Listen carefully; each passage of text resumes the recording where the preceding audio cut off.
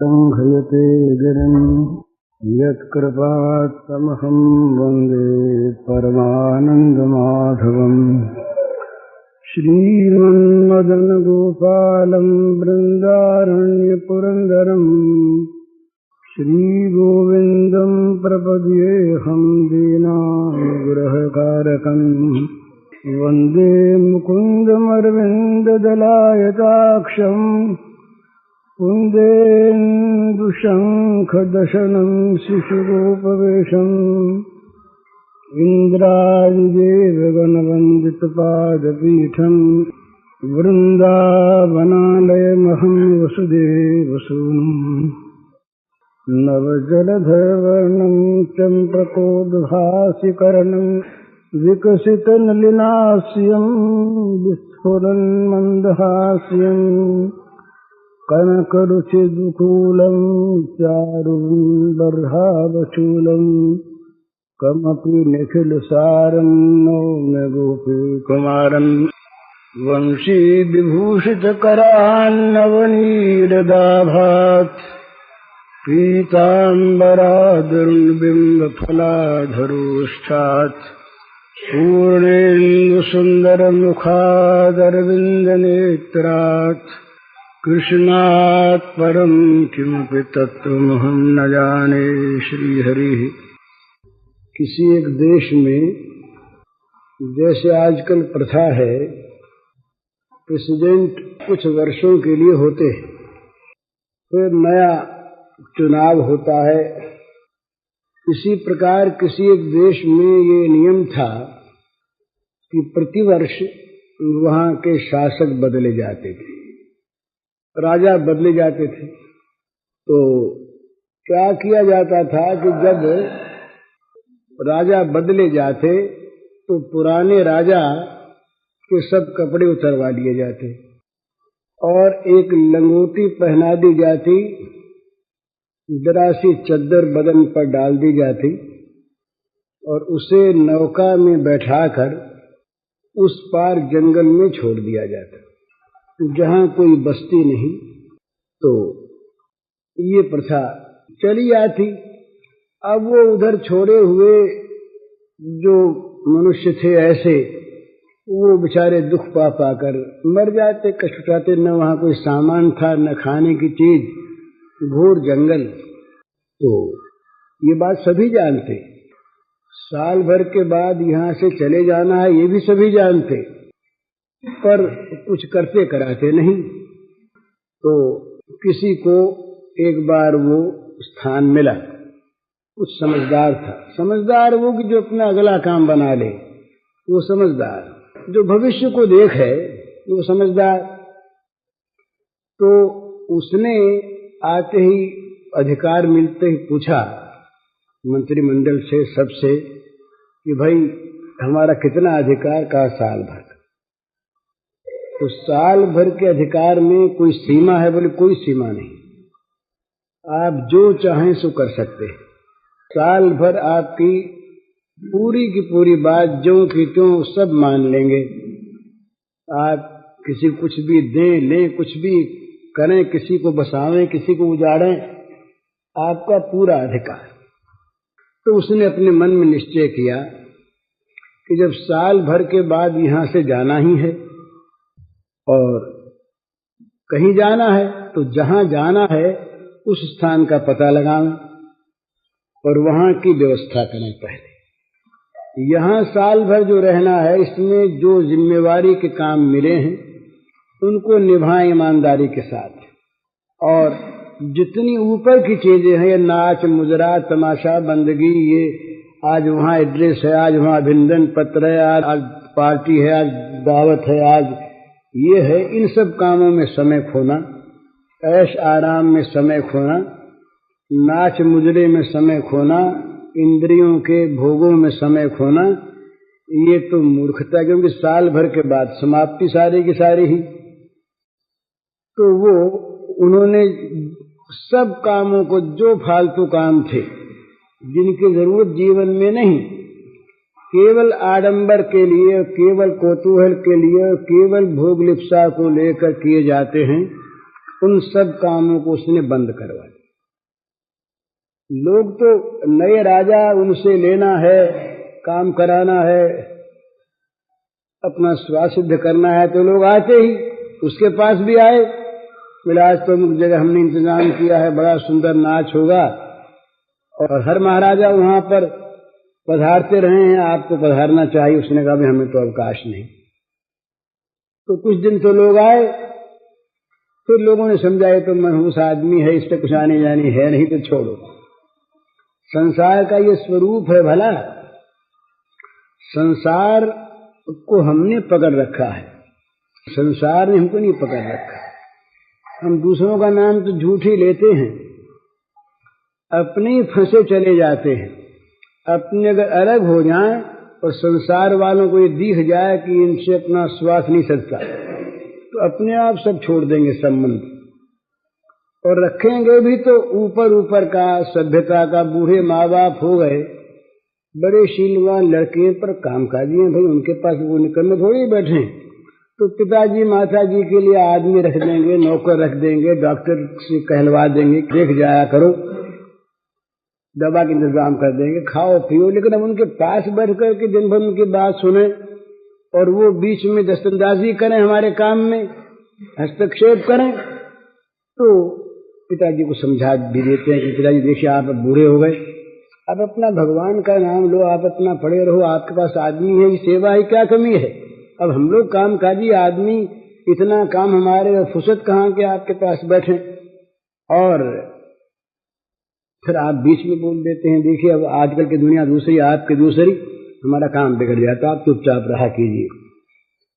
और नहीं तीर्थ भेज दें, आपको इंतजाम करवा देंगे तीर्थ में आपका। मतलब उनसे कोई काम अपने को नहीं है, निकम्मे आदमी से कोई काम नहीं। तो संसार में जब तक स्वार्थ है, जब लग जासो रहत स्वार्थ कछु तब लगता सो प्रीत, नानक जी का पद है। जब लग स्वार्थ है तब तक तो प्रीत है, और जहां देखा कि अब इसके स्वार्थ नहीं सधता तो उपेक्षा है, और जहां स्वार्थ में कहीं किसी प्रकार अड़चन आने लगी तो द्वेष है।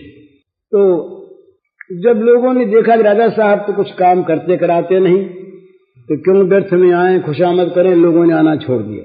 उन्होंने देखा बड़ा अच्छा हुआ, पिंड छूटा, ज्यादा लोग सताते कहीं न कहीं, अब ये अपने आप ही सारा काम पट गया। अब वो राजकाज अपना देखने लगे और ये आदेश निकलवा दिया। एक बार गए उस तरफ नाव से, देखा जंगल है, आदेश दे दिया कि भाई वो जंगल सारा आबाद करवाया जाए, बसाया जाए, नगर के नगर बसें, और यहाँ का सामान वहाँ भेजा जाए, और 11 महीने पूरे होने तक सब वहां पर बिल्कुल काम ठीक हो जाए, सारी व्यवस्था हो जाए, बस खूब मजे में। अब राज आ गया थी, सामान की कमी थी नहीं, और इसी बात पर अधिक जोर था। तो वो नदी का उस पार जो घोर जंगल था वो आबाद हो गया, बस गया। यहाँ से बढ़िया बढ़िया चीजें वहां हो गई। अब साल भर पूरा होते ही इनके कपड़े उतरवाए गए, कोपिन दे दी गई, चद्दर दे दी गई, कहा नाव में बैठो, बैठ गए। अभी हंसते हुए जाएं। तो लोगों ने कहा कि भाई ये क्या बात है, नहीं उनसे पूछा कि सब रोते गए, आप हंसते कैसे जा रहे हैं। वो सब यहाँ हंसे तो रोते गए, हमने यहाँ हंसना छोड़ा तो हंसते जा रहे हैं। यहाँ राग करते, ममता करते, फंसते, आज भी खाली हाथ रोते जाते। हमने अपना आगे का सारा काम कर लिया, जहाँ जाना है वो हमारे लिए यहाँ से अधिक सुख मौजूद है, तो हम मजे में जाते हैं। तो ये दृष्टांत दिया है चरणदास जी महाराज ने अपने ग्रंथ में, महात्मा हुए चरणदास जी। तो कहने का मतलब ये है कि हमारी जो उम्र है ये बिल्कुल मपी तुली है, श्वासों का हिसाब है, कितने श्वास आएंगे, और जहां श्वास पूरे हुए उसके बाद महाराज विल तैयार है, वकील साहब बैठे हैं पास, बोले एक सही हो जाए, इतने में एक सही हो जाए, इतने इनको होश रहना चाहिए। पर डॉक्टर के सामर्थ्य नहीं, ये एक सही करने योग्य उनको बना दें, या उनको इतना समय और मिल जाए, ये नहीं होता। तो इसलिए जो कुछ भी करना है, और करना है ही, मानव जीवन ही करने के लिए मिला है, उसको सबसे पहले कर लेना है। तो यहाँ के लिए तैयार रहे। तैयारी का अर्थ यही है कि यहाँ कहीं मन अटके भटके नहीं, और आगे के लिए तैयारी रहे। तो आगे के लिए तैयारी का अर्थ है, आगे के लिए भगवान में हमारा मन लगा रहे, भगवान हमें ले जाने को प्रस्तुत रहें। ये तो आगे की तैयारी। और तैयारी क्या है कि यहाँ कहीं ममता आसक्ति नहीं रह जाए। जो कुछ भी बंधन है यहाँ का, ये ममता का और आसक्ति का बंधन है। ये मेरा, ये ममता, ये बस ममता ही बांधती है। तो ममता जगत के प्राणी पदार्थों में प्रस्तुति में न रहे। देखिए, सब छूटेगा, निश्चित बात है, छूटेगा। और ऐसा छूटेगा कि फिर हम उससे संबंध रख नहीं सकेंगे। प्रेत होकर रोते भले ही रहें, प्रेत होकर के भटकें भले ही। ये एक बात बड़ी सच्ची बात मैं कहता हूं आपसे। प्रेत योनि का मैंने अध्ययन किया है, मैंने प्रेत से बातचीत की है, मुझे पता है। तो प्रेत लोक में बड़ा कष्ट होता है यहाँ की वासनाओं को लेकर, यहाँ की ममताओं को लेकर, यहाँ की आसक्ति को लेकर, यहाँ के बैर विरोध को लेकर। तो यहाँ का खाता चुकता करके जाना चाहिए। लेन देन का, लेन देन माने राग द्वेष का खाता, ममता का खाता यहाँ चुकता हो जाए, तब तो बड़ी आसानी से आगे शांति मिलती है। और नहीं तो महाराज इतना भयानक कष्ट होता है, और वो होता है जीव निरुपाय, कुछ कर पाता नहीं, और मन उसका रात दिन जलता रहता है। तो प्रेत योनि में जो निम्न कोटि के प्रेत होते हैं, उनको नरक यातना तो भोगनी पड़ती ही है। उसके अतिरिक्त उनका मानस क्लेश इतना भयानक होता है कि जिसको किसी प्रकार से वो मिटा नहीं सकते। यहाँ मिटा सकते हैं, मनुष्य कर्म स्वतंत्र है, लेकिन प्रेत नहीं। वहां तो ऐसी बुरी दशा होती है कि जिसका कोई ठिकाना नहीं। तो यहाँ किसी चीज में मन की आसक्ति रखकर, ममता रखकर हम यदि मरे, तो यहाँ के पदार्थों से, प्राणियों से हमारा संबंध तो विच्छिन्न हो जाएगा शरीर का, पर मन का रहेगा। और मन का जो रहेगा वो बड़ा दुखदायी होगा आगे के लिए। तो यहाँ का खाता जहाँ तक बने चुकता कर दे, अपने आप को भगवान के चरणों में सौंप दे, ममता सारी भगवान में केंद्रित कर दे, यहाँ की ममता को उठा दे। नहीं तो मरते समय भी कष्ट होता है। मरते समय जिसकी ममता आसक्ति द्वेष यहाँ नहीं है, वो आराम से मरता है। और मरते समय जिसका मन यहाँ अटकता है, उसको मरना तो पड़ता ही है, उपाय नहीं। पर उसको इतना क्लेश, इतना कष्ट होता है मरते समय कि जिसको वो भुक्तभोगी जानता है, उसका हम अंदाजा नहीं कर सकते। तो पहले से ही ये तैयारी शुरू कर दे। पता नहीं कब प्राण निकल जाए, ये कोई ठिकाना थोड़े कितने वर्ष के बाद मरेंगे और पीछे कर लेंगे, कब अवसर आवेगा। तो पहले से ही तैयार रहे, और जब उसके बाद समझ में आ जाए, तभी से यहां से अपना संबंध मन से छोड़ दे। अब वो कहता है कैसे छोड़ दें, एक प्रश्न होता है, कैसे छोड़ दें? छूटता नहीं, बात ठीक है, पर अगले कष्ट की और अगले लाभ की संभावना का विश्वास हमें नहीं है। नहीं तो महाराज अपने आप छोड़ दे। किसी चीज को न छोड़ने से अगर भयानक कष्ट होने वाला होता हो, तो उस चीज को लोग गंगा में फेंक देते हैं। प्यारी से प्यारी चीज, अरे जब अंदर मवाद भरती है तो अंग कटवा देते हैं। बोले भाई गैंग्रीन हो गया पैर में, यहां से यहां तक मवाद हो गई, तो यहां से पैर काटना पड़ेगा तब बचोगे, नहीं तो मवाद तो फैल जाएगी। तो चाहता न कटे पर समझता है कि अब तो बचेंगे नहीं, बचे इतना पैर काट दो घोड़े ही लगा लेंगे, कोई बात नहीं। तो अगले दुख की कष्ट की संभावना में विश्वास यदि होता है तो यहां का त्याग करने में कष्ट नहीं होता, और अगले विशेष लाभ की संभावना होती है तब भी इस त्याग में कोई कठिनता नहीं होती। ये एक समझने की बात है कि जिस साधन में और जिस त्याग में कठिनता का अनुभव है वो स्वाभाविक नहीं है, वो थोपा हुआ है।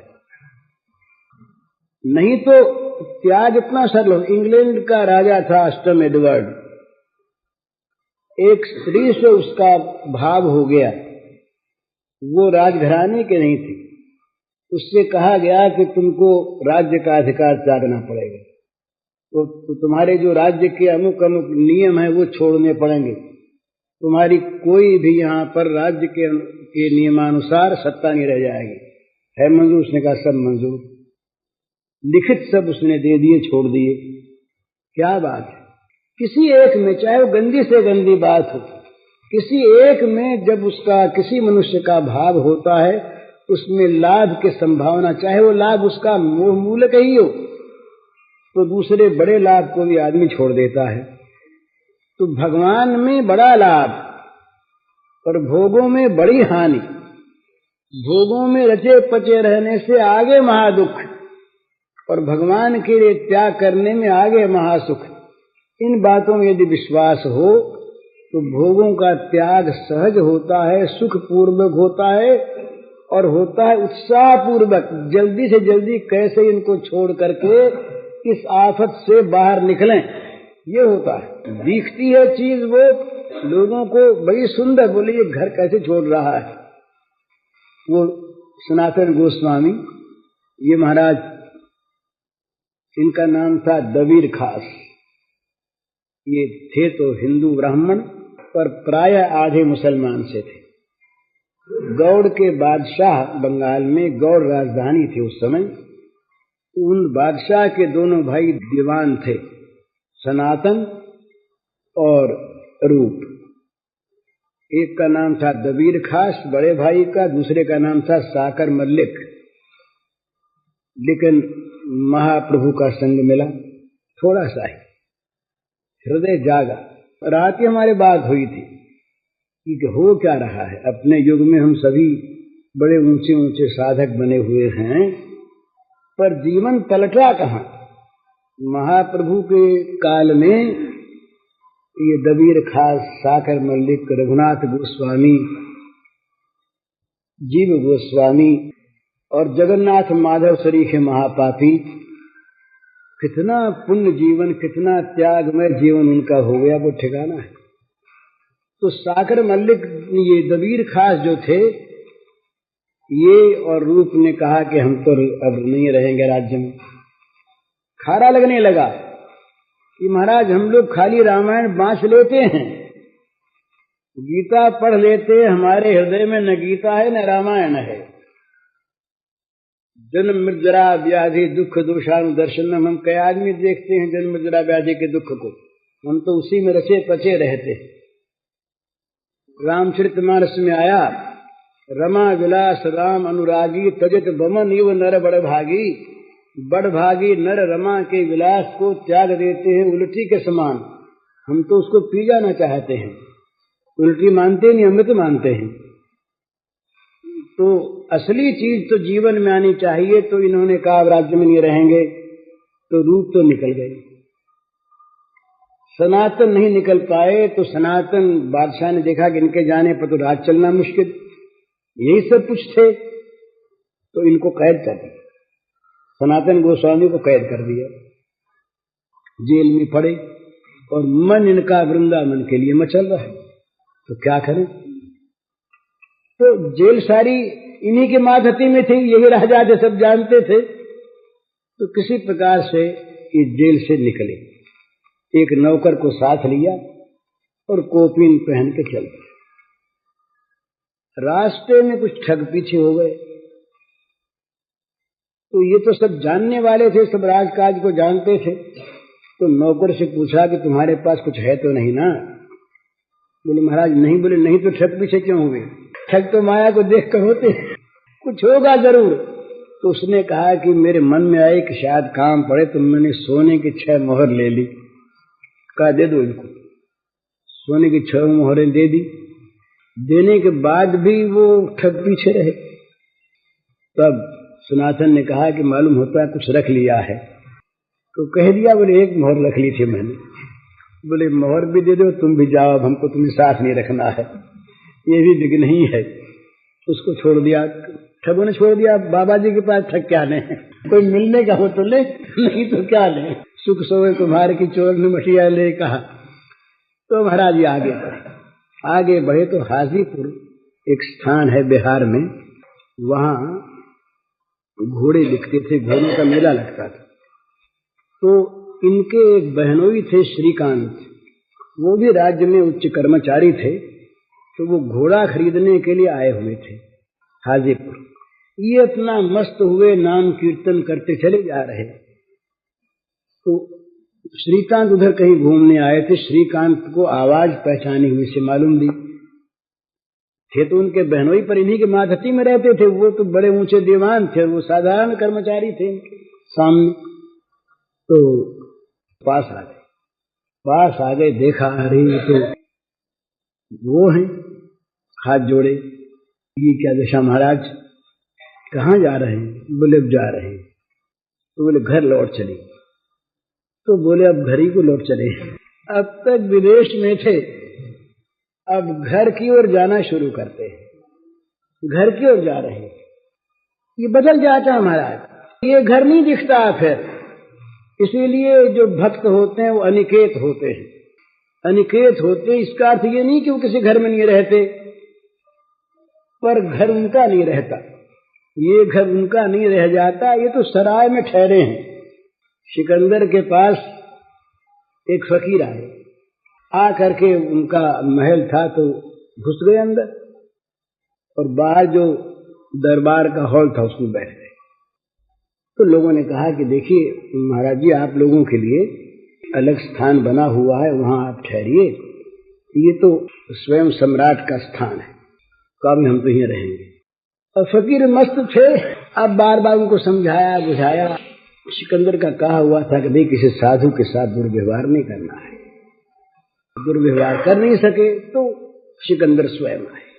कहा महाराज आपके लिए अलग स्थान है, आप पधारिए। तो बोले ये किसका स्थान है? तो कहा ये तो हमारा स्थान है। अच्छा आपका स्थान है, आप कब से इसमें हैं? बोले महाराज जब से हम जन्मे यहीं जन्मे थे, यही ये स्थान है। तो आप जन्मे यहाँ? बोले तो इसके पहले कौन था? बोले पहले हमारे पिताजी थे। बोले वो कहाँ से आए थे? बोले वो भी जन्मे ही थे, यही रहे। बोले उसके पहले दादाजी थे, परदादाजी थे। तो बोले वो सब गए कहाँ थे? तो कहा महाराज ये तो क्या पूछते, मर गए सब। बोले तुम भी यहीं रहोगे? बोले नहीं महाराज ये कोई रहता थोड़ी है, जन्मता है, मरता हम भी मर जाएंगे। तब बोले फिर तुमने कैसे कहा हमारा मकान है, ये तो सराय है, फिर 2 दिन ज्यादा रहे, 2 दिन कम रहे, और क्या है? तो तुम भी सराय में टिके, हम भी सराय में टिके, तुमने कैसे कह दिया हमारा? तो कोई साधु फकीर जिद्दी थोड़े ही थे, उनको समझाने आए थे कि भाई तुम किसी मकान को, किसी घर को अपना मत कहो, इसमें से ममता निकाल दो। वास्तव में ही ये तुम्हारी चीज नहीं है, तुमने ममता का आरोप कर रखा है, तुम्हारी है नहीं। तो सनातन ने कहा घर जा रहे हैं। तो समझाया बुझाया, उनके पास कुछ था नहीं। अब इतना त्याग एक कोपीन के सिवा, ये महाराज ये ऐसे बड़े त्यागी हुए। एक कोपीन रखी इन्होंने, एक मिट्टी का करवा, कमंडल नहीं रखा काठ का, भी फूट गया, मिट्टी का करवा रखा, और नीचे कभी सोए नहीं। और पेड़ भी रोज बदला, एक पेड़ के नीचे कल नहीं रहे, उसमें भी कहीं ममता न आ जाए। बाहर का इतना इनका महान त्याग रहा। तो श्रीकांत ने बड़ा जोर दिया, बोले कुछ है नहीं आपके पास? जाड़े के दिन थे। अब ये राजा रह करके आए तो कहा महाराज एक कंबल ले लो। तो माने नहीं श्रीकांत, तो एक भोट कंबल थी बढ़िया, तो कंबल उनके कहा अच्छा डाल दो। कंबल डलवा ली और पहुंचे वृंदावन। महाप्रभु के सामने गए तो महाप्रभु ने आदर किया, भाई बड़ा सुंदर। पर महाप्रभु कोई रस की बात, कोई मंत्र दीक्षा इत्यादि न दें, और महाप्रभु की आंख कंबल की तरफ जाए। ये अब समझ गए कि ये कंबल बाधक हो रही है। तो यमुना जी के घाट पर गए, जा करके वहां एक भिखारी था, उसके पास फटी गुदड़ी, चिथड़ा बिल्कुल न मालूम, उसमें हजारों जगह कारियां लगी गंदी। उससे कहा कि गुदड़ी दे दो हमें और एक कंबल तुम ले लो। बड़ा प्रसन्न हो गया, उसने गुदड़ी दे दी और कंबल ले ली। तो गुदड़ी डाल करके जब ये महाप्रभु के सामने आए तो महाप्रभु ने कहा, सनातन तुम पर कृष्ण की बड़ी कृपा है, तुम पर श्री कृष्ण की बड़ी कृपा है। तो महाराज मैं बात ये कह रहा था कि हम जिस घर में, जिस शरीर में, जिन प्राणी पदार्थों में ममता आसक्ति अहंता किए हुए हैं, ये सब कुछ भी हमारा नहीं है। ये मिथ्या आरोप है और इसमें हमने अपने को जानकर फंसा रखा है और उस फंसावट से निकलना नहीं चाहते। भगवान कभी निकलने का अवसर देते हैं, ऐसा कोई बना देते हैं प्रसंग, तो हम भगवान से कहते महाराज हमको तो फंसाइए रखो। ये शब्द चाहे न कहें हम, पर हमारी ये चीज जो की त्यों सुरक्षित रहे, बनी रहे, हमसे ये बिछुड़े नहीं और हमारा संबंध बना रहे इससे। हमारी ही चीज मरते दम तक ये रहे, मरने के बाद भी हमारा ही नाम इस पर छाप लगी रहे, अमुक की चीज। इस प्रकार का हमारा मोह रहता है। चीज छूटती है, छूट जाने के बाद अगर मोह रहा, अगर ममता रही, तो महाराज अगली योनियों में भी, प्रेत योनि, पितृ योनि, देव योनि, इनमें भी उसकी स्मृति रहती है, ममता रहती है, दुख होता है, उपाय चलता है। तो यहाँ का हिसाब किताब जल्दी से उसकी भांति, उस राजा की भांति साल भर रहना है, फिर छोड़ देना है। तो यहाँ जो काम मिला उसको ईमानदारी से करे, पर कहीं अपने मन को अटकाए न रखे, कहीं फंसे नहीं, नहीं तो कठिनता होगी छूटने में। छोड़ना पड़ेगा, ममता के पदार्थ छोड़ने पड़ेंगे, पर ममता न छूटने पर दुख नहीं छूटेगा। व्यवस्था करते हैं हम, बड़ी भूल की चीज है हमारी उन चीजों की जो स्वयं अव्यवस्थित हैं और उन चीजों की जो नाश होने वाली हैं। उनको हम रखना चाहते हैं व्यवस्थित और रखना चाहते हैं अमर। जो स्वयं अव्यवस्थित हैं, माने अनित्य हैं, आज जिसका एक स्वरूप कल दूसरा स्वरूप नहीं। छोटा सा बच्चा ये बूढ़ा जब हो जाएगा, इसको पहचान नहीं सकेंगे कि कौन है। अपनी तस्वीर को आप नहीं पहचान सकता अगर भूल जाए बचपन की को कि ये हम ही हैं। तो प्रतिक्षण यहाँ की प्रत्येक वस्तु मर रही है, इसका नाम मर्त्यलोक। मृत्यु का प्रवाह बह रहा है सतत। हमारी उम्र मर रही, हमारे कपड़े मर रहे, जमीन मर रही, ये सब चीजें मर रही। तमाम रूपांतर जो है वो क्या बताता है? इस समय जो रूप है क्षण भर के बाद ये नहीं रहेगा, दूसरा आ गया, मर गया। छोटा सा बच्चा बड़ा हो गया, हम ये नहीं देखते कि प्रत्यक्ष कैसे बढ़ रहा है, पर रूपांतर तो हुआ जा रहा है, ये हम प्रत्यक्ष देखते हैं। तो प्रत्येक वस्तु यहाँ की अनित्य, अव्यवस्थित और मरण धर्मा पर कभी बिछोड़ नहीं होता। जो कभी छोड़ना जानते हैं उन भगवान के साथ हम संबंध जोड़ते नहीं, बल्कि जुड़े हुए को भी याद करना नहीं चाहते। भय रहता है कि कहीं वो याद आ गया तो ये छूट जाएगा। है उसमें ऐसा ही ना, है ऐसा ही। वो कभी याद आ जाए तो ये याद रहेगा नहीं। ये जो हम लोगों को याद रहता है ना महाराज, संसार की स्मृति, ये मीठी स्मृति तभी तक बनी हुई है जब तक इनकी तरफ हमारी आंख नहीं गई, मन की आंख नहीं गई, तो फिर ये रहता नहीं। ये इसकी तरफ से दृष्टि बदल जाती है, ये सुहाता नहीं, भाता नहीं, इसमें कोई महिमा रहती नहीं। ये ऐसी चीज प्रतीत होती है कि या तो दुखदायी नहीं और या है नहीं, दो चीज रहती है। भगवान ने जो अनुरक्त है उसके संसार के संबंध में दो चीज रहती है, या तो केवल भगवान ही भगवान है नहीं, है तो दुख रूप। इसमें कहीं मन उसका अटकता नहीं, फंसता नहीं, इसकी तरफ से उपेक्षा हो जाती है। कल जाता हो आज चला जाए, कल मिटता हो आज मिट जाए, बड़ा अच्छा है, हर्ज क्या है। और रहे तो रहा करे, अपने को लेन देन है नहीं, रहा करे। अपना लेन देन, अपनी ममता, अपना संबंध तो अपने एक भगवान से, दूसरे के साथ नहीं। तो प्रत्येक वस्तु यहाँ की अनित्य, अव्यवस्थित और मरण धर्मा, वियोगशील।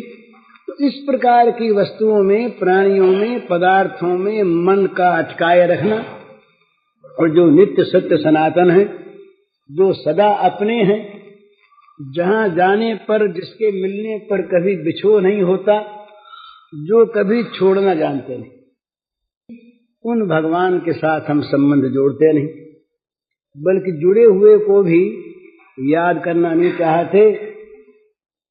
भय रहता है कि कहीं वो याद आ गया तो ये छूट जाएगा। है उसमें ऐसा ही ना, है ऐसा ही, वो कभी याद आ जाए तो ये याद रहेगा नहीं।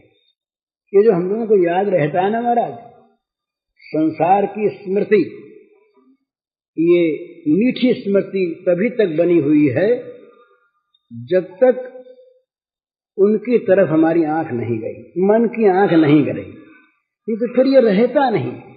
ये इसकी तरफ से दृष्टि बदल जाती है, ये सुहाता नहीं, भाता नहीं, इसकी कोई सत्ता रहती नहीं, इसमें कोई महिमा रहती नहीं। ये ऐसी चीज प्रतीत होती है कि या तो दुखदायी नहीं और या है नहीं, दो चीज रहती है।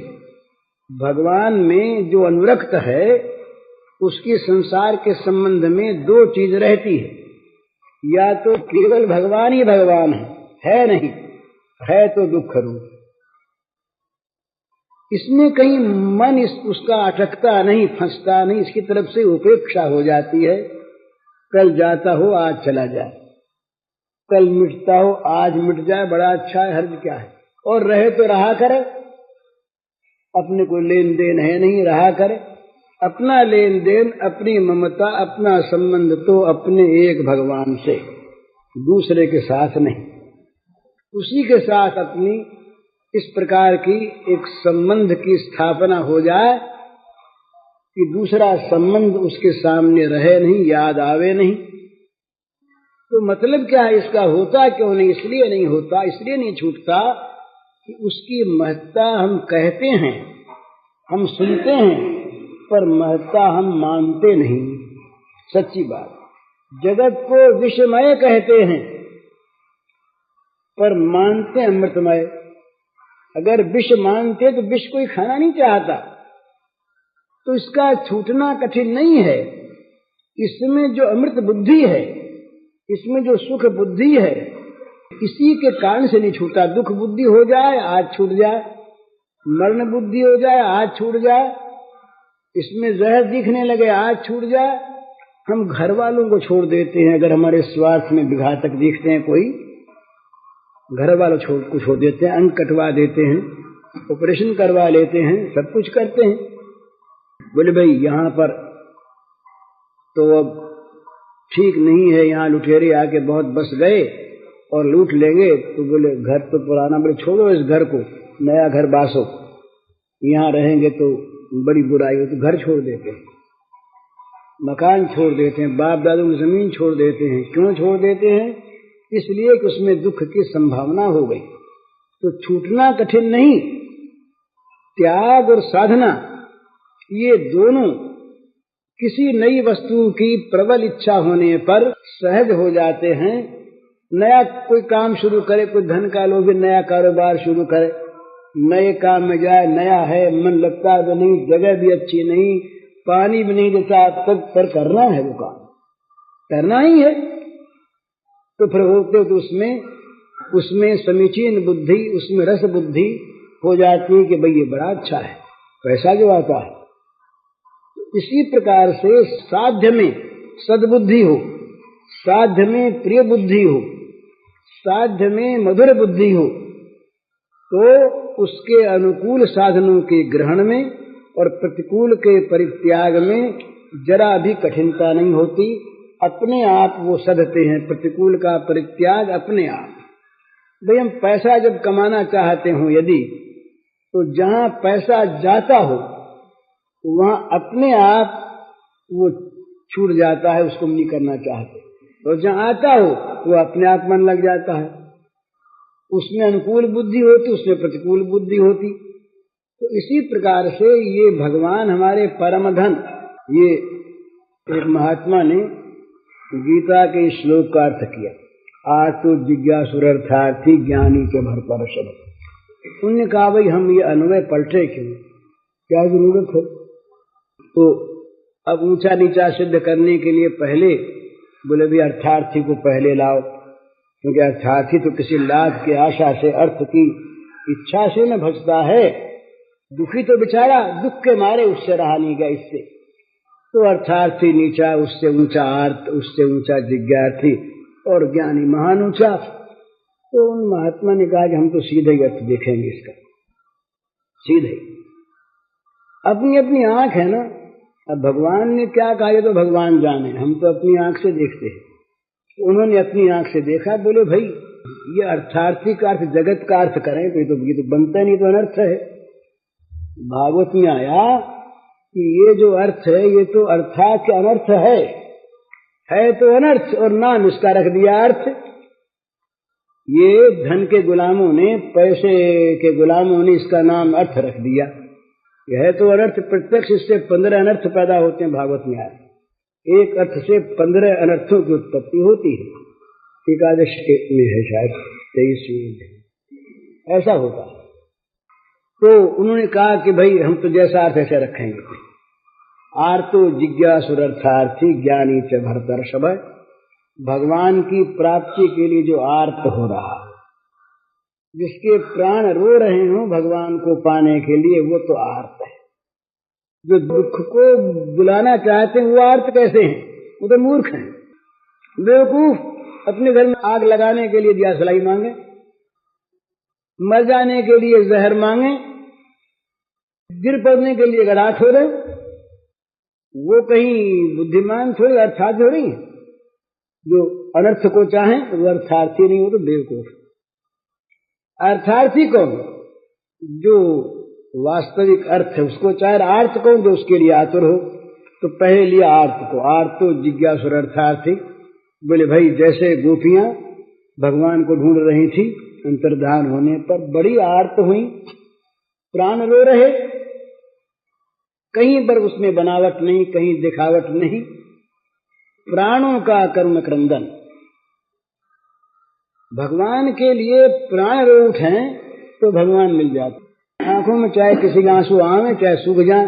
किसी ने पूछा कि यार ये कोई पन्ना आया है कि आंख झरने लगे, मिर्च लगा तो आंख झरने लगेगी। आंख झरने का थोड़ा ही महत्व है।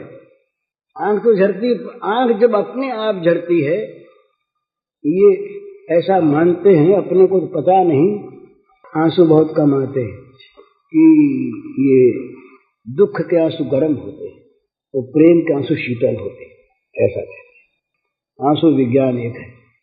आंसुओं में वो अपने अंदर के जिस प्रकार के भाव होते हैं और आंसुओं में जो भाव कारण होते हैं, उन्हीं भावों का आंसुओं में भी प्रादुर्भाव होता है। वो आंसू ऐसे किसी के होते हैं जो करुणा पैदा करते हैं, किसी के आंसू क्रोध पैदा कर देते हैं, किसी के आंसू प्रेम पैदा कर देते हैं, किसी के आंसू दूर हटा देते हैं। क्रोध के भी आंसू होते हैं, काम के भी होते हैं, लोभ के भी होते हैं, निराशा के भी होते हैं, आशा के भी होते हैं, आंसू भिन्न भिन्न प्रकार के होते हैं।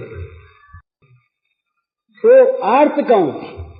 जिसके प्राण भगवान के लिए क्रंदन करते हों, जो भगवान के लिए आर्त होकर के और आतुर हो रहा हो, जिससे सहन नहीं होता हो, वो तो आर्त। क्यों आर्त है? कि वो अर्थार्थी है। आर्त ही अर्थार्थी होता है, बाकी अर्थार्थी होते हैं। भगवान ही एकमात्र अर्थ हैं और सारे अनर्थ। इस भाव से आर्त होकर जो भगवान को प्राप्त करने की चेष्टा करे, वो है अर्थार्थी भक्त। आर्त होकर भगवद रूप अर्थ की जो अभिलाषा करे, जिसके प्राण उठें, वो अर्थार्थी भक्त। अर्थार्थी क्या करता है? जिसको चाहिए पूछता है। तो भाई तुमने देखे हमारे श्री कृष्ण को कि शाम सुबह तुमको दिखाई दी, अरे धरती तेरे ऊपर से गए ही होंगे ना। और भाई तुलसी जी, तुम तो बड़ी प्रिय हो हमारे प्राणनाथ की, तुमने देखा होगा ये मालती, ये तुम्हें तो बड़ी सुगंध है। और तो कहीं श्याम सुंदर ने तुमको हाथ में लिया होगा, सूंघा होगा, तुम तो जानते होगे, बताओ ना। ये जिज्ञासु। अर्थार्थी हो बिना जिज्ञासु नहीं होता कोई। जिसका कोई अर्थ ही नहीं है तो किस बात को पूछेगा? पूछेगा वो, पता लगाएगा वो जिसको कुछ चाहिए। और चाहना असली किसकी? जो उसके लिए आर्त हुआ रहे। तो आर्त होने पर अर्थार्थी सिद्ध होता है, और आर्त युक्त अर्थार्थी जिज्ञासु होता है। और जहां जिज्ञासा जागी वहां ज्ञान होने में देर नहीं लगती, क्योंकि भगवान की जिज्ञासा जो है ना, इसके लिए किसी स्थान की अपेक्षा नहीं है। जहां जागी, जब जागी, जिसके हृदय में जागी, बस वहीं भगवान तो तैयार हैं। वो तो कहते हैं कोई हमारा पता तो लगाओ भाई, कोई हमारी तरफ चलो पूछने के लिए, हम खुद ढूंढते हुए आ जाएंगे। जब देखा भगवान ने कि व्याकुल हो गई गोपाल बनाए, तो आए वाय नहीं तासा ना विभू छोरी स्मयमान मुखाम्बुज, उन्हीं के बीच में ही दिखने लगे। अरे हम तो ढूंढ रही थी, तो बोले मैं यही तो था, गया कहाँ था पगली कहीं, यही तो था मैं तो देख रहा था कि तुम क्या क्या कर रही हो, ये देख रहा था। जिज्ञासु, जिज्ञासु भक्त को भगवान की जानकारी क्या प्राप्ति हो जाती है। ये थोड़ा सा अंतर है, अपनी आंख से हम कहते हैं, क्या सो तो पता नहीं। ये ज्ञानी भक्त में और ज्ञानी में अंतर है। ज्ञानी भक्त के लिए ये पद्धति कहने की आवश्यकता नहीं। बहु नाम जन्म नाम अंते ज्ञानवान मान प्रपद्यते वासुदेव सर्वमिति। सब में भगवान है, इस बुद्धि से, इस प्रकार से ज्ञानी भक्त मेरे शरण होता है, मुझे भजता है। जो ज्ञानी भक्त नहीं है, जो चतुर्विध भक्तों की श्रेणी में नहीं है, वो भजता उसका नहीं है। क्यों भजे? उसका स्वारस्य न भजने में है। इसीलिए माम प्रपद्य के यहाँ पर है। गीता का जो माम, ये जो है ना, हम नाम ये पर, ये भगवान श्री कृष्ण के लिए और किसी के लिए नहीं। कृष्ण तो सब में है। तो माम प्रपद्य थे, मुझ कृष्ण को सर्वत्र देख करके वो भजता है। और वो तो महात्मा है, और ये सुदुर्लभ महात्मा। ये अंतर है हमारा। नहीं तो ज्ञानी कहेगा मैं हूं, मेरे आत्मा का को करो प्रणाम, तो प्रणाम में छोड़ देगा। ये महात्माओं की वाणी है, इसका विरोध नहीं। ये महात्माओं की वाणी, इसका खंडन हम नहीं करते। हम ब्रह्मास्मि मानने वाले बड़े ऊंचे हैं, तो जिनका क्षुद्र अहम एकमात्र महान विशाल अहम में जाकर के स्थापित हो गया। और उस आंख से जो कहते हैं हम ब्रह्म हैं, तो सच्ची बात कहते हैं, झूठ नहीं कहते। पर वो भगवान को तो नहीं भजते ना, इस दृष्टि से ये दूसरी चीज है। तो माम प्रपद्य थे, वहां तो वो सारे कर्मों का वो उपसंहार हो जाता। समर्पण उपसंहार में बड़ा अंतर है। भला समर्पण और चीज है, समर्पण में क्रिया का अभाव नहीं है। वहां भजन क्रिया, सेवा क्रिया चलती है, उनके लिए चलती है, पर उपसंहार में कर्म रहते नहीं। तो वो ज्ञानी, ये चार प्रकार के भक्त आर्त वो जो भगवान के लिए आर्त हो गया, आतुर हो गया। अर्थार्थी वो कि जो भगवान को ही परम अर्थ मान करके उनकी अभिलाषा करता है। जिज्ञासु कौन? जो अपने भगवान को ढूंढता है। और ज्ञानी कौन? जो भगवान को सर्वत्र देखता है। जित देखूं तित श्याममयी है, जित देखूं तित श्याम, जहां आंख जा वहीं श्याम सुंदर नाचते, श्याम सुंदर खेलते, श्याम सुंदर बोलते हंसते, वो दिखाई देते हैं बड़े मजे में। तो जो तो ही नंद को कुमार नाही दृष्टि पर्यो, बोलो तुम बैठे भले ब्रह्म को विचार ले।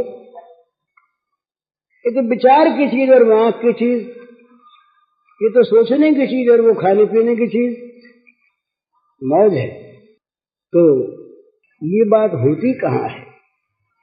आर्त भक्त कौन होता है? जो विषयों के जंगल से बाहर निकल गए, इस आग से जो बाहर निकल गए। विषयासक्ति, भोगासक्ति, भोग ममता, ये भगवान के लिए आरती नहीं पैदा करने देती हमारे हृदय में। हमारा हृदय निरंतर भगवान से विमुख रहता है और आर्त रहता है जगत के पदार्थों के लिए, प्राणियों के लिए कहीं चला न जाए और कहीं बिछुड़ न जाए, कम न हो जाए और मिलता रहे। बस ये आरती इसकी। मंदिर में जाएगा, भगवान के सामने जाएगा, माला फेरेगा, संत के पास जाएगा, तो वो संत की कृपा से हमारा अमुक अमुक काम बन गया और बनता रहेगा। मनो संत इसी काम के लिए बेचारा है कि तुम्हारा जगत का काम वो करता रहे, झाड़ू देता रहे। वो देता है झाड़ू, इसमें संदेह नहीं, तो झाड़ू भी लगाता है। भगवान झाड़ू लगाते हैं, उसकी तो बात ही क्या है। कोई अगर भगवान झाड़ू लगवाना चाहे तो भगवान के हाँ भैया लगाएंगे। अर्जुन से पूछा कि तुमने हमको मांग तो लिया, काम क्या कराओगे? बोले महाराज थकवाएंगे। तो अच्छी बात भैया रखिए, तुम जो करो हम सो करेंगे, तुम्हारे क्या करें। तो ये भगवान की महिमा, संत की महिमा। पर हमारा जो ये विषयासक्त मन है, विषयाभिभूत, विलास विभ्रम रत जो हमारा जीवन है, ये चाहता क्या है? इस गंदगी में पड़े रहना, इस गंदगी से बाहर निकलने में क्षोभ का अनुभव करते। एक चीन देश की बात है, एक कैदी था वहां पर चाइना में, तो अंधेरी कोठरी में नीचे एक कोठरी थी, बड़ी नम सर्द कोठरी थी, उसमें उसको रखा। तो 30 साल तक वहां रहा। फिर किसी राजा के पुत्र जन्म हुआ, तो सब कैदी छोड़े गए, उसको भी बाहर निकाल दिया गया। वो घबराया, उसने कहा हमको तो वहीं भेजो वापस। वो हमको तो वहाँ बड़ा आराम है, वहाँ बड़े मजे में रहते हैं और वहाँ पर हमारे वो चूहे हैं, छिपकली हैं और ये सब मकड़ियाँ हैं, ये सब हमारे मित्र दोस्त लोग वहाँ पर हैं, हमारा जीवन बड़ा अच्छा वहाँ पर, हमको तो वहीं भेजो। इसी प्रकार से हम लोग जो गंदगी में अभ्यस्त हो गए हैं, जिनकी गंदगी में रहने की रुचि हो गई है, ये विषयों को छोड़ना नहीं चाहते, भगवान से भी इस गंदगी को ही चाहते हैं, गंदगी को चाहते हैं। बस ये कर दो, ये कर दो, ये हो न जाए, ये होना चाहिए। वो सीमा रहती है विषयों की ही। तो ये जब तक रहेगी ना, तब तक होगा क्या? मरना दुख से होगा और मरने के बाद भी दुख रहेगा, और मरना होगा ही, चीजें छोड़नी होगी ही। इसलिए यह आवश्यक है कि पहले से चेत जाए। चेतने का अर्थ यही सीधी बात है, ममता के विषय में पलट दे, मामूली बात, कोई कठिन नहीं। अरे छोटी चीज में ममता निकाल के बड़ी में लगा दे। एक महात्मा रहे तो वो बादशाह सिकंदर के बाद वो भी कहते हैं, तो कहा महाराज कुछ ले लो, कंबल उम्बल ले लो, आपके पास कुछ है नहीं? बोले भाई हमें नहीं चाहिए। अरे बोले महाराज ले लो ना, कुछ भी नहीं है, कुछ चाहिएगा आपको, कहीं जाएंगे जाड़ा पड़ेगा। बोले नहीं लेंगे, नहीं। अरे बोले महाराज ले लो ना, कुछ भी नहीं है, कुछ चाहिएगा आपको, कहीं जाएंगे जाड़ा पड़ेगा। बोले नहीं लेंगे, नहीं। तो महात्मा सिकंदर के मन में बड़ा भाव, उसने कहा महाराज हमें तो ऐसा कोई त्यागी नहीं देखा, आप बहुत बड़े त्यागी हैं, क्या कहने आपके त्याग की बात। तो बोले भैया त्यागी तो तुम हो, हम त्यागी कैसे? बोले महाराज ये उल्टी बात आपने कही, प्रत्यक्ष त्याग दिखता है ना आप में, हम तो भोगी और आप त्यागी। बोले नहीं भैया तुम समझे नहीं, हमने तो भगवान के अतुल ऐश्वर्य को देख करके, उनके अतुल महिमा वैभव को देख करके तुच्छ भोगों को त्यागा है जो नष्ट होने वाले गंदे, और तुमने इन भोगों के लिए भगवान को त्याग दिया है। तो तुम त्यागी कि हम त्यागी? बताओ, त्यागी तुम हुए कि हम त्यागी हुए? हमने छोटी चीज छोड़ी है बड़ी चीज के लिए, और तुमने बहुत बड़ी चीज को छोड़ दिया इन तुच्छ चीजों के लिए, तो त्यागी तुम हो। तो कहने का मतलब है कि हम लोगों की आंख इतनी गंदी, जीवन इतना गंदा, इस गंदगी में ही हम कर्म लाभ मानते हैं, और इसके लिए भगवान को छोड़े हुए, भूले हुए, और अपने को बड़ा भारी बुद्धिमान भी समझते हैं, मर्मज्ञ समझते हैं, विद्वान समझते हैं, नेता मानते हैं, न मालूम क्या क्या मानते हैं। नामों का तो कोई ठिकाना, जो नाम अपने को अच्छा लगे वो हम, बाकी सब नीचे। तो ये दशा हमारी, तो इससे मुक्त होना है। मुक्त होने का अर्थ यही है कि इसमें से ममता को निकाल दें और बड़ी चीज में ममता कर दें, लाभ की चीज। तो उसमें दो ही बात की आवश्यकता है, यहाँ की चीजें गंदी है ये विश्वास हो जाए, और भगवान बड़े से बड़े हैं ये विश्वास हो जाए। वे अमूल्य हैं और ये सारे ही हानिकारक हैं। मूल्यवान तो है ही नहीं, ये तो घाटा डालने वाले हैं, नुकसान करने वाले हैं। विषयों में ममता हुई कि नुकसान ही नुकसान, इसमें कहीं पर लाभ की जरा भी आशा नहीं। थोड़ा बहुत ये होता है कि अगर कहीं विषयों को हम भगवान की सेवा में लगा सके, मन को, तन को, बुद्धि को, धन को, इंद्रियों को, तो इतना सा लाभ है। पर इनमें जितनी हानि की संभावना है, लाभ की संभावना कम, क्योंकि ये तो बहिर्मुखी है ना, और बहिर्मुख करने वाली चीज। और इनके आ जाने पर क्या होता है, जागतिक पदार्थों के बहिर्मुखी लोगों का संग बढ़ जाता है। ये सबसे बड़ी आफत एक और ये आफत। बोले हम तो साहब बड़े आदमी हैं और हम तो बड़ों का संग करते हैं। बड़ों का संग करने का अर्थ क्या है? विषयी लोगों का संग। बोले हमारे पास राजा लोग आते हैं, मिनिस्टर लोग आते हैं, बड़े बड़े अधिकारी आते हैं, बड़े बड़े पैसे वाले आते हैं, बड़े बड़े लोग, बुद्धिमान लोग आते हैं। और भगवत भक्त बोले ऐसे हमारी पोजीशन ये नहीं कि हम ऐसे अरे गरों में बैठे, हम बड़े लोगों में बैठने वाले हैं। इसका अर्थ क्या हुआ? महाराज बड़ा अटकाता है। बोले सत्संग में जहाँ, बोले कौन कौन जाते हैं? कोई अपने पोजीशन के भी हैं क्या? बोले नहीं आप शरीक तो नहीं। तब बोले वहाँ फिर अपने जाने का आते हैं छोटे मोटे लोग, बड़ा अच्छा काम है, सुंदर है, पर अपनी पोजीशन नहीं कि वहाँ जा करके बैठे। अपने तो अपने कोई समान लोग आते हों, तो बड़े आदमी लोग सत्संग में नहीं आते, और आते हैं तो अपना बड़प्पन दिखाने को आते हैं, लेने को नहीं आते। ऐसा हमने देखा है अधिक। और बड़प्पन का अर्थ क्या है क्या? उसका मूल्य क्या है? वो तो विनाशी चीज है, दुख में डालने वाली चीज है, फंसाने वाली चीज है। और उसका अर्थ यही होता है कि उसके साथी संगी जो होते हैं वो मिलने लगते हैं और भी ज्यादा मोह में पड़ता है। भागवत ने कहा उनके संगियों का संग त्यागो। श्री राम श्री संगी नाम संगम त्यक्त्वा दूरता आत्मवान। आत्मवान पुरुषों को चाहिए कि उनका संग ही नहीं, उनके संगियों का संग दूर से त्याग दे, उनके साथियों का साथ त्याग दे, और भगवान के साथियों का साथ करे। भगवान के दासों के दासानुदासों का दासानुदास हो। बड़ा अच्छा कुछ कुछ उसमें मिल जाएगा, अमृत मिलेगा, दोष का नाश होगा, प्रकाश मिलेगा, तम का नाश होगा। लेकिन जहाँ मोह का अंधकार ही अंधकार छाया है, वहां जाके तो ज्ञान की आंखें फूट जाएंगी। इसलिए भगवान से मांगे। ये वृत्रासुर ने कहा भगवान से कि महाराज जाए कहीं कोई बात नहीं, पर आपके जो भक्त हैं उनका संग प्राप्त हो, विषय लोगों का संग प्राप्त हो ही नहीं। भक्तों का संग, मरने के बाद जहां जहां हम जाएं भक्तों का संग प्राप्त हो, जीवन अच्छा रहा। और कहीं विषय लोगों का संग प्राप्त हो गया तो डूबे। तो मन बदल जाता है, मन बदल जाता है, मन विषयाकार बन जाता है। वो झूठ नहीं बोलता, वो बेईमानी नहीं करता। विषयाकार मन ये विषय की महत्ता हमेशा दिखलाता रहता है हर समय। इसलिए विषय जितने हैं इनका भगवान में समर्पण कर दे। ये सब भगवान की चीज, अपने लिए नहीं। अपने लिए तो बस भगवान की दी हुई फकीरी, अपने मन से फकीर रहे, और चीज जो है वो भगवान की। जैसे भरत का रहना बड़ा सुंदर, चंचरीक जिम चंपक बागा। भरत कैसे रहे 14 साल तक अवध में, कि जैसे चंपा के बगीचे में चंचरीक भ्रमर रहता है। भ्रमर चंपा के पुष्प का रस नहीं लेता, मंडराता है ऊपर ऊपर, पर रस नहीं लेता। रस वो चंपा के फूल पर बैठता नहीं। तो 14 साल तक कैसे रहे भरत अवध में?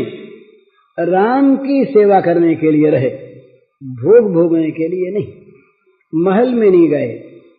नंदीग्राम में यदि राम जमीन पर रहते हैं वन में, तो गड्ढा खोद के नीचे हैं। राम के समकक्ष भूमि पर रहने का भी अपना अधिकार नहीं। राम के सेवक नहीं, राम की पादुका के सेवक। वो जड़ पादुका चेतन होके बोलती भरत को, कहती यो करो। भरत सुनते, हम लोग नहीं सुनते। भरत सुनते कि पादुका आज्ञा दे रही है इस समय को। ये सिद्धांत है।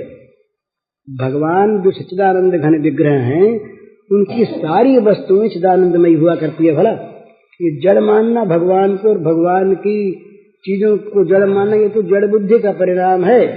जड़ जड़ को देखता है, चेतन चेतन को देखता है। ये सीधी बात। जगत में कहीं जड़ता असल में है ही नहीं। ये जड़ चेतन जितने जीव हैं सभी सकल राममय जाने, ये सब के सब भगवान के ही रूप हैं। जड़ चेतन, ये मकान भी, नदी भी, सर्व समुद्राधर शरीर में किंच भूतम प्रणमेदन्य, सब के सब भगवान के रूप। तो इस प्रकार से भगवान को जगत में देख करके अपने पास जो कुछ हो तो भगवान को सौंप दे, और अपने भगवान का बन जाए तो तैयारी हो गई। फिर चाहे जब मौत आ जाए, मौत आवेगी मरने के लिए, मारने के लिए नहीं आवेगी। उसकी मौत उसके पास आकर उसके लिए मर जाएगी। मौत मर जाएगी, मौत उसे नहीं मारेगी। वो तो जाएगा अमर धाम में, और उसके लिए मौत मर जाएगी। ये विचित्र मौत, एक मौत ऐसी जो मौत मर जाए, मार न सके कभी, तो वो मौत है भगवान को पाना। तो मौत आवे तब कहे आओ भगवान आओ, तुमको आलिंगन करेंगे। मृत्यु सर्वहर्षा है। भगवान ने कहा मौत में हूं, तुम डरते क्यों हो? मौत आती है तो मैं आता हूं, तुम मुझे पहचान लो मौत के रूप में। तो मौत से डरते हैं क्यों? भगवान के विश्वासी इसलिए। तो मौत क्या चीज है? ये शरीर में पलटता है, हमारा पलटा क्या? और हम यदि शरीर को पलट के भगवान के चरणों में पहुंच जाए तब तो बड़ा लाभ है। मौज ही मिल गई। तो मौत को भगवान देखें और अपने आप को इस मौत के मुंह में हमेशा डालने को तैयार रहे। आओ नाथ, तैयार हैं, बस करो आलिंगन हमारा। मौत आई तो कबीर ने कहा कि ये मुकलावा हो रहा है हमारा। सच कबीर का भजन है।